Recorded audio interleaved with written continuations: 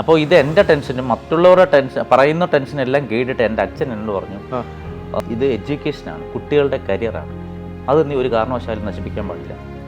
അപ്പോൾ വളരെ പേരൻസ് കഷ്ടപ്പെട്ടുണ്ടാക്കുന്ന പൈസയാണ്. അപ്പോൾ നീ ഒരു കാര്യം ചെയ്യൂ, നിനക്ക് എത്ര ചിലവായിട്ടുണ്ടോ ഈ ഇൻവെസ്റ്റ്മെൻറ്റ് മൊത്തം ഞാൻ നിനക്ക് ക്യാഷ് തരാം. നീ ഈ കുട്ടികളെ ചെന്നൈയിൽ കൊണ്ടുപോയിട്ട് ഏറ്റവും നല്ല ഇൻസ്റ്റിറ്റ്യൂട്ടിലൊക്കെ അഡ്മിഷൻ എടുപ്പിക്കൂ, അവരെ പോയൊരു 4-5 മാസം പോട്ടെ, അവരോട് സോറിയും പറയൂ എന്ന് പറഞ്ഞു. ഞാൻ എൻ്റെ കുട്ടികളെ വിളിച്ചു ചോദിച്ചു, എൻ്റെ അച്ഛൻ ഇങ്ങനെ പറയുന്നു, നിങ്ങൾ എന്താ പറയുന്നത്?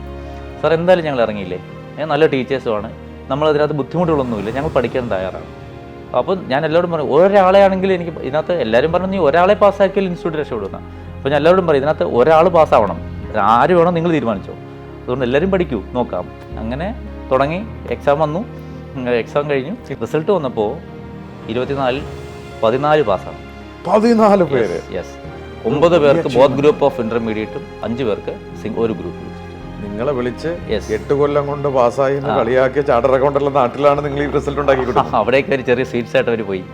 IIT അന്ന് അച്ചുണ്ടോയെന്ന് ചോദിച്ചില്ലേ, ആ അച്ചിൽ വാർത്തെടുത്ത ഇന്റർമീഡിയറ്റ്സ് ആണ് ഞങ്ങൾ CA യുടെ. ഇനിയും കൂടുതൽ അച്ചുകളുടെ വാർത്തെടുത്തിട്ടുണ്ട്, അപ്പോൾ ഇനിയും കൂടുതൽ പ്രതീക്ഷിക്കാം.